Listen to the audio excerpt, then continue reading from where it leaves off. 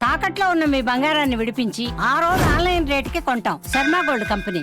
Welcome to Suman TV. పాకిస్తాన్లో రైలు hijack వెనుకున్న అసలు కథ ఏంటి? ఒకసారి ఆలోచిస్తే చాలా తీవ్రమైన విషాద గాథలు వినిపిస్తాయి. నిజానికి ఎక్కడైతే అణచివేత ఎక్కువగా మారుతుందో అక్కడ వ్యతిరేక ఉద్యమం విప్లవం మొదలవుతుంది. అటువంటి విప్లవమే Balochistan liberation army. Balochistan liberation army ఇప్పటిది కాదు, 1948 నుంచే ఈ ఆర్మీ బలూచిస్తాన్ విముక్తి కోసం పోరాటం చేస్తోంది.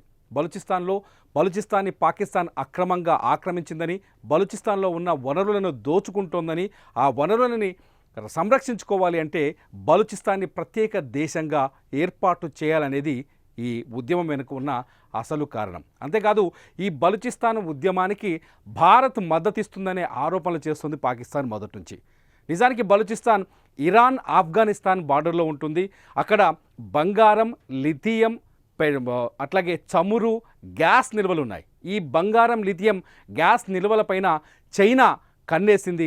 ఆ బంగారం, లిథియం, ఆ నిల్వల్ని, భూగర్భ నిల్వల్ని దోచుకోవడానికి చైనా ఓ పెద్ద కారిడార్ని నిర్మిస్తోంది. ఈ కారిడార్ నేపథ్యంలోనే బలూచిస్తాన్లో ఈ ఉద్యమం మొదలైంది. నిన్న బలూచిస్తాన్లోని క్వెట్టా నుంచి మొదలైన ప్రారంభమైన ట్రైన్ ఒక 17 సొరంగాలు దాటుకొని పెషావర్కు చేరుకోవాలి. ఈ రైల్లో దాదాపు 400 మంది ప్రయాణికులు ఉన్నారు. ఈ 400 మంది ప్రయాణికుల్లో ఒక 240 మంది వరకు బలూచిస్తాన్ ప్రాంతానికి చెందిన వాళ్ళు, ఆ ప్రావిన్స్కి చెందిన వాళ్ళు ఉన్నారు.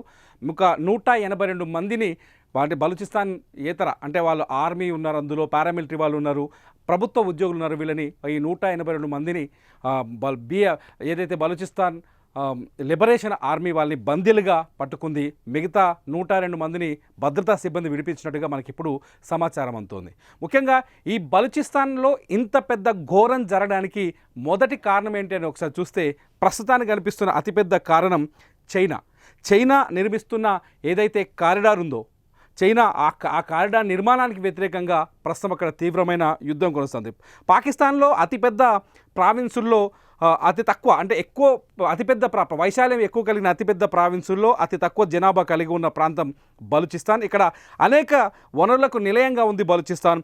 బంగారం, లిథియం, గ్యాస్, చమురు, రాగి, బంగారు నిక్షేపాలు ఉన్నాయి.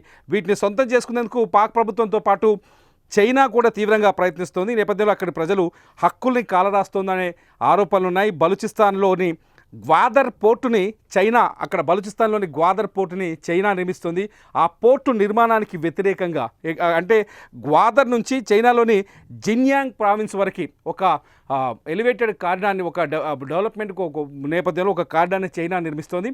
ఈ కారిడార్ని వ్యతిరేకిస్తూ ఇప్పుడు బలూచిస్తాన్లో ఉద్యమాలు జరుగుతున్నాయి. బలూచిస్తాన్ ఎంత తీవ్రమైన కష్టాల్లో ఉంది అంటే బలూచిస్తాన్ ఒక నిషేధిత ప్రాంతంలా ఉంది పాకిస్తాన్లో. పాకిస్తాన్ ఆర్మీ బలూచిస్తాన్లో చేయని అరాచకాలు లేవు. దాదాపు 20,000 మందికి పైగా మహిళల్ని నిర్బంధించి అక్రమంగా నిర్బంధించారు. మహిళలు, చిన్నపిల్లల్ని కూడా అక్రమంగా అక్కడ పాకిస్తాన్ ఆర్మీ నిర్బంధించి ఉంది. వాళ్ళంతా ఇప్పుడు నరకం చూపిస్తున్నారు. ఈ అక్రమ నిర్బంధాలకు వ్యతిరేకంగా ఉద్యమాలు జరుగుతున్నాయి.